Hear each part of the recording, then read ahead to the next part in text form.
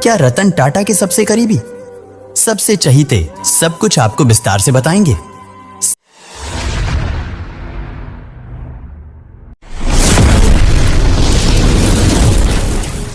ये महान रतन टाटा के बारे में आपको कुछ ऐसी चीजें बताएंगे जिसे जानने के बाद आपके दिल में रतन टाटा सर के लिए इज्जत और भी बढ़ जाएगी। इसलिए आप वीडियो को अंत तक जरूर देखें।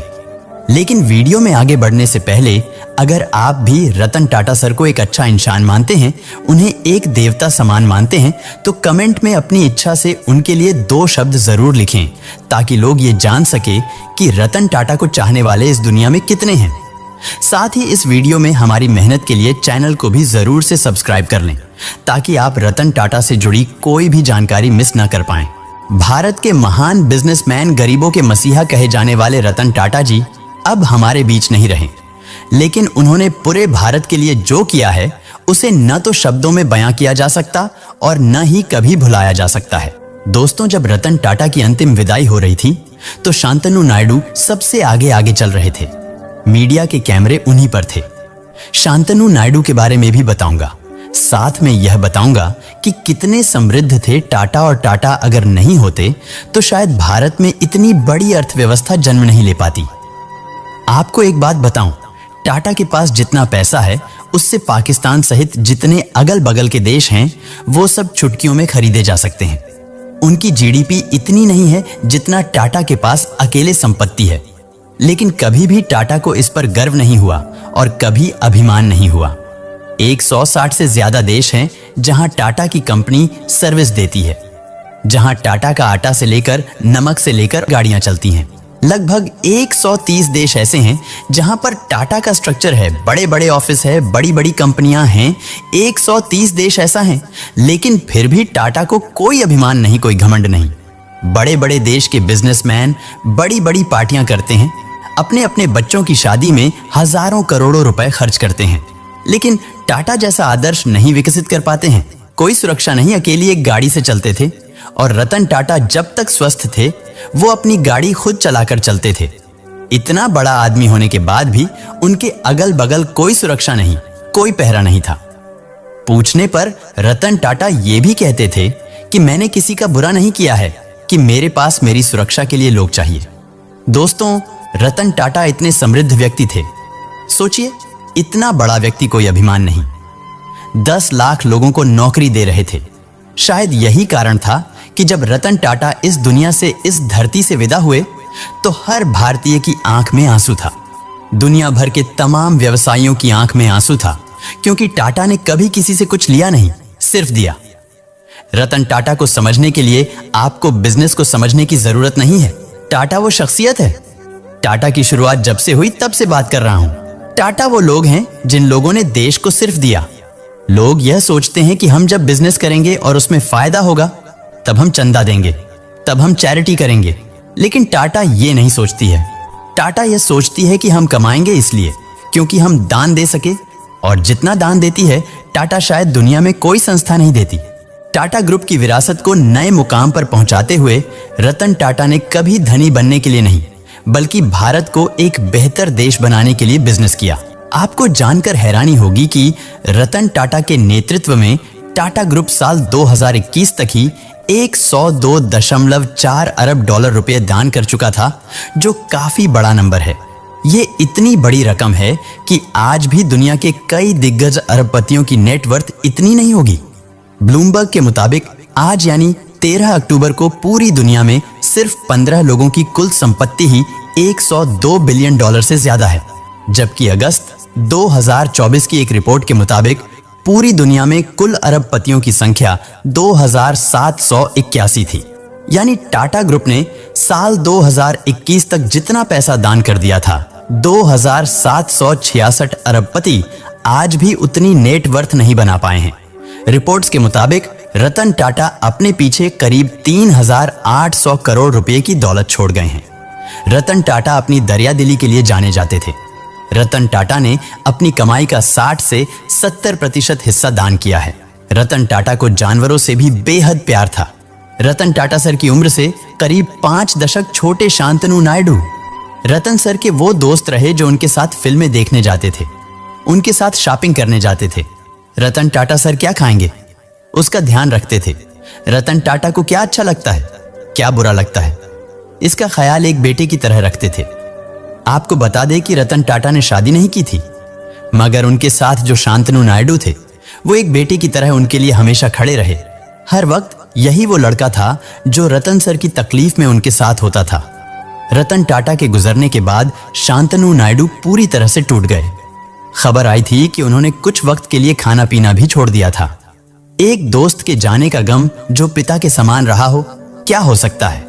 ये जिसने अपने दोस्त को खोया है उस दर्द को शायद वही महसूस कर सकता है। लेकिन यहां पर एक चीज को लेकर चर्चा हो रही है कि क्या शांतनु नायडू के साथ धोखा किया गया। रातों रात क्यों, टाटा ग्रुप के बोर्ड ऑफ डायरेक्टर्स ने बड़ा फैसला लेते हुए खेल करने का काम किया। रतन सर के गुजरने के ठीक अगले ही दिन टाटा ग्रुप के अध्यक्ष का ऐलान किया जाता है। इसके बाद सोशल मीडिया पर अलग अलग तरीके का विवाद छिड़ता है, क्योंकि कई लोगों का कहना था कि शांतनु ने जो किया, उन्होंने जो अपनापन दिखाया वो दिखावटी नहीं था और रतन सर की इच्छा भी यही थी। लोग यही कह रहे हैं कि रतन टाटा भी चाहते थे कि उनकी विरासत को शांतनु ही संभाले। हालांकि इस बात की कोई पुख्ता जानकारी नहीं है, लेकिन ऐसी खबरें सामने आती रही हैं। जब जरूरत पड़ती थी तो रतन सर शांतनु के एक अच्छे दोस्त की हैसियत से, या यह कहें कि एक पिता के समान, हमेशा उनके साथ खड़े रहे और उनकी मदद की। दोस्तों, जब रतन टाटा के निधन की खबर आई तो शांतनु नायडू ने अपनी दोस्ती को समर्पित एक भावपूर्ण नोट भी शेयर किया था। इस पोस्ट में शांतनु नायडू ने लिखा, मैं अपनी बाकी की जिंदगी इस दोस्ती के कारण मेरे अंदर पैदा हुए खालीपन को भरने में बिताऊंगा। प्यार की कीमत दुख है। अलविदा मेरे प्यारे लाइट हाउस। शांतनु जानवरों से प्रेम करते थे और रतन सर भी, इसीलिए रतन सर से उनकी दोस्ती हुई थी। और आपको बताएं कि रतन टाटा शांतनु पर बहुत भरोसा करते थे, इसलिए उन्होंने उनको अपना पर्सनल असिस्टेंट बनाया था। मतलब आप समझ सकते हैं कि उनके सारे प्रोग्राम शांतनु मैनेज करते थे। लेकिन क्या इतना करना इस बात के लिए काफी है कि वह रतन टाटा के उत्तराधिकारी बन जाए? क्योंकि अक्सर देखा जाता है कि जो खानदान में लोग होते हैं वही उत्तराधिकारी होते हैं। हुआ भी वही है। रतन सर के सौतेले भाई नोएल टाटा को टाटा ट्रस्ट का अध्यक्ष बनाया गया है और अब शांतनु को भी उनके अंडर ही काम करना होगा। जिम्मेदारी मिलते ही उन्होंने कहा कि परिवार की विरासत को आगे बढ़ाऊंगा। मगर यहां विवाद इस बात को लेकर है कि रतन टाटा सर ने अपनी पूरी जिंदगी देश के लिए खर्च कर दी, गरीबों के लिए खर्च कर दी, और जिस सौतेले भाई ने उनके साम्राज्य को संभाला है वो भारत के नहीं बल्कि आयरलैंड के नागरिक हैं। यही वजह है कि सारी बातें इसी के इर्द गिर्द घूम रही हैं कि आगे अब टाटा ग्रुप का क्या होगा और एक विदेशी नागरिक कैसे कंपनी को चलाएगा। आपको बताएं कि पहले भी टाटा ग्रुप से नोएल टाटा जुड़े रहे हैं। मतलब इनको टाटा सर की विरासत ऐसे ही नहीं मिली। बता दें कि नोएल टाटा को टाटा ट्रस्ट का चेयरमैन बनाने का फैसला बोर्ड ने सर्वसम्मति से लिया। इसीलिए किसी भी तरीके का नोएल टाटा को अध्यक्ष बनाने के फैसले पर सवाल उठाना थोड़ा हैरान करने वाला है, क्योंकि शांतनु रतन टाटा के परिवार से नहीं थे, जबकि नोएल टाटा उनके सौतेले भाई ही सही पर भाई थे। मगर सोशल मीडिया पर कई लोग कह रहे हैं कि शांतनु को बड़ी जिम्मेदारी मिलनी चाहिए थी, क्योंकि शांतनु रतन टाटा सर के साथ 10 साल रहे और शांतनु उनके साथ एक बेटे की तरह खड़े रहे। हालांकि जो भी फैसला लिया गया मैनेजमेंट ने लिया और उस पर हम और आप कुछ नहीं कहेंगे। शायद शांतनु इस पद के लिए इतने उपयुक्त नहीं रहे होंगे, इसीलिए उनको इतनी बड़ी जिम्मेदारी नहीं दी गई। वो अभी 31 साल के हैं। अनुभव की जरूरत होती है और नोएल टाटा को ठीक ठाक अनुभव है, इसीलिए ऐसा कहना कि शांतनु के साथ धोखा किया गया, ये किसी का अपना व्यक्तिगत विचार जरूर हो सकता है। दोस्तों, नोएल टाटा के पास इस समय आयरलैंड की नागरिकता है, इसीलिए कई लोग कह रहे हैं कि अच्छा है जो भी है। और ऐसा इसलिए क्योंकि टाटा ग्रुप 100 से ज्यादा देशों में काम करता है और जिस तरीके से नोएल टाटा पहले ही विदेशों से जुड़े रहे हैं तो ग्लोबल मार्केट में उनकी अच्छी खासी समझ है और वो टाटा ग्रुप को ऊंचाइयों पर लेकर जाएगा। अगर अनुभव की बात करें तो नोएल टाटा टाटा समूह की जो खुदरा शाखा ट्रेंड थी उसके अध्यक्ष के रूप में काम कर चुके हैं। इसके अलावा टाटा इंटरनेशनल में भी उन्होंने अपनी महत्वपूर्ण भूमिका निभाई है। आप जानकर हैरान हो जाएंगे कि ट्रेंट को एक सिंगल स्टोर से पूरे भारत में 700 से ज्यादा आउटलेट तक पहुंचाया, जिसका फायदा भी टाटा ग्रुप को हुआ। अगर आप एक नजर में देखेंगे तो एक अनुभवी को ही टाटा ग्रुप की जिम्मेदारी सौंपी जा सकती थी और ऐसा हुआ भी। लेकिन आने वाले समय में जैसे जैसे शांतनु का अनुभव बढ़ेगा, उनकी जिंदगी में भी एक ऐसा अवसर आए कि वह एक बड़ी जिम्मेदारी संभालें, क्योंकि वो रतन टाटा सर के भरोसेमंद रहे हैं। लेकिन दोस्तों, जो किया गया, नोएल टाटा को जो जिम्मेदारी दी गई, क्या वह सही है या फिर वो जिम्मेदारी शांतनु को मिलनी चाहिए थी? यह बात जानकर शायद आपको अजीब लगेगा, लेकिन बिजनेस की दुनिया के बेताज बादशाह रतन टाटा अपने से बहुत छोटे युवक शांतनु नायडू से सलाह लेते थे। 31 साल की उम्र में शांतनु नायडू ने बिजनेस इंडस्ट्री में वो मुकाम हासिल कर लिया है जो कई लोगों के लिए सपना होता है। शांतनु नायडू रतन टाटा को स्टार्टअप में निवेश के लिए बिजनेस टिप्स देते हैं। शांतनु नायडू फेमस भारतीय businessman, engineer, junior assistant, DGM, social media influencer, लेखक और एंटरप्रेन्योर हैं। शांतनु नायडू टाटा ट्रस्ट के डिप्टी जनरल मैनेजर भी हैं। शांतनु नायडू न सिर्फ बिजनेस की दुनिया में अपनी अलग समझ के लिए जाने जाते हैं, बल्कि समाज के प्रति उनकी संवेदनशीलता भी उन्हें अलग पहचान दिलाती है। शांतनु नायडू की बात करें तो उन्हें भी रतन टाटा की तरह ही समाज सेवा करना बहुत पसंद है। साथ ही शांतनु नायडू को पशु से भी बहुत प्रेम है। उनके अंदर यही वह खूबियां हैं जो रतन टाटा को बेहद पसंद आई थी। 86 साल की उम्र में सबके चहेते रतन टाटा सर का निधन हो गया। वह लाखों लोगों के लिए एक प्रेरणा और एक प्रतीक थे। राष्ट्र निर्माण में भी उनका महत्वपूर्ण योगदान रहा। टाटा सन्स के मानद चेयरमैन रतन टाटा का यूं अचानक चले जाना हर किसी के लिए एक बड़ी क्षति है। पूरे देश में शोक की लहर है। दोस्तों, वह भारत के सच्चे सपूत थे। देश के अनमोल रतन के अंतिम दर्शनों के लिए काफी भीड़ उमड़ी, क्योंकि रतन टाटा सिर्फ पैसों से ही अमीर नहीं थे, बल्कि दिल से भी अमीर थे। रतन टाटा एक उत्कृष्ट परोपकारी, जिनकी भारत के समावेशी विकास और विकास के प्रति प्रतिबद्धता सर्वोपरि रही। रतन टाटा अटूट ईमानदारी और नैतिक नेतृत्व के पर्याय थे। टाटा को एक बेहतरीन और ग्लोबल ब्रांड बनाने में उनके कंट्रीब्यूशन को कभी नहीं भुलाया जा सकता। हालांकि रतन टाटा सिर्फ एक अरबपति नहीं, बल्कि एक ऐसे व्यक्ति थे जिन्होंने टाटा ग्रुप के साथ इस देश और यहाँ के करोड़ों लोगों के लिए बहुत कुछ किया है। यही कारण है कि रतन टाटा के जाने से हर कोई दुखी है। खूब चैरिटी किया करते थे लोगों की भलाई, उनकी सरलता, उनकी सादगी, यही उनके जीवन की मुख्य विशेषताएं थीं। टाटा ने भारत के लिए जो किया है वो शायद कोई व्यवसाय नहीं कर पाता। दोस्तों, देश में पहला स्टील कारखाना लगाने वाली कंपनी का नाम है टाटा। देश में पहली आईटी कंपनी बनाने वाली कंपनी का नाम है टाटा। देश में पहला एजुकेशनल रिसर्च स्कूल खोलने वाली कंपनी का नाम है टाटा।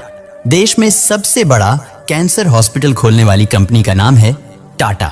देश का सबसे पहला कैंसर हॉस्पिटल खोलने वाली कंपनी का नाम भी टाटा है। देश में पहला सबसे बड़ा होटल खोलने वाली कंपनी का नाम भी टाटा ही है, और उस होटल का नाम है ताज। आपको बता दें कि ताज होटल को इसलिए खोला गया था। दरअसल जब भारत में अंग्रेजों का शासन था, तब अंग्रेजों ने बड़ी बड़ी संस्थाओं के बाहर लिख रखा था कि यहाँ भारतीयों का और कुत्तों का प्रवेश वर्जित है। तब टाटा ग्रुप ने सोचा कि भारत की समृद्धि इतनी कमजोर नहीं है। उन्होंने प्रण किया कि सबसे बड़ा होटल बनाएंगे, इसीलिए उस समय टाटा ने ताज होटल बनाया था, जिसे बनाकर उन्होंने अंग्रेजों के घमंड को चकनाचूर कर दिया था। इतना ही नहीं, हड़प्पा और मोहनजोदड़ो की खुदाई में सबसे बड़ा चंदा देने वाली कंपनी का नाम है टाटा। जरा सोचिए, हड़प्पा और मोहनजोदड़ो की खुदाई से जो संस्कृति निकली, उससे भारत की बहुत बड़ी पहचान होती है कि हमारी सभ्यता कितनी पुरानी थी। अब इसको समझिए, उस खुदाई में जो चंदा सबसे अधिक दिया था वो टाटा ग्रुप ने ही दिया था। देश में पहला इंडस्ट्रियल बैंक टाटा ने ही खोला था। भारत में पहली बार एयरलाइंस कंपनी टाटा ने ही बनाई थी। देश की पहली इंश्योरेंस कंपनी टाटा ने ही बनाई थी। और तो और दोस्तों, यह जानकर आपका सीना गर्व से चौड़ा हो जाएगा कि टाटा कितनी महान शख्सियत का नाम है। टाटा की वजह से कितने लोगों की रोजी रोटी चलती है। टाटा की व्यवस्था जो है वह देश की तीसरी बड़ी संस्था है जो भारत में सबसे ज्यादा नौकरी देती है। पहले नंबर पर है इंडियन आर्मी, दूसरे नंबर पर है रेलवे और तीसरे नंबर पर है टाटा ग्रुप। आपको बता दें कि 10 लाख लोग टाटा ग्रुप में काम करते हैं। बड़ी बड़ी शादियां करना आसान है, अपने पैसों का दिखावा करना आसान है, लेकिन पैसा रहते हुए भी खुद को सिंपल रखना बहुत कठिन है। पैसा रहते हुए उसे सब दान कर देना, यह बहुत कठिन है। यही टाटा है और यही टाटा की विरासत है, यही टाटा का परिवार है। दोस्तों, रतन टाटा और टाटा परिवार ने भारत के लिए जो किया है उस पर आप क्या कहना चाहोगे? अपनी कीमती राय, अपने विचार कमेंट के माध्यम से जरूर बताएं। साथ ही हमारी मेहनत के लिए चैनल को भी जरूर से सब्सक्राइब कर लें।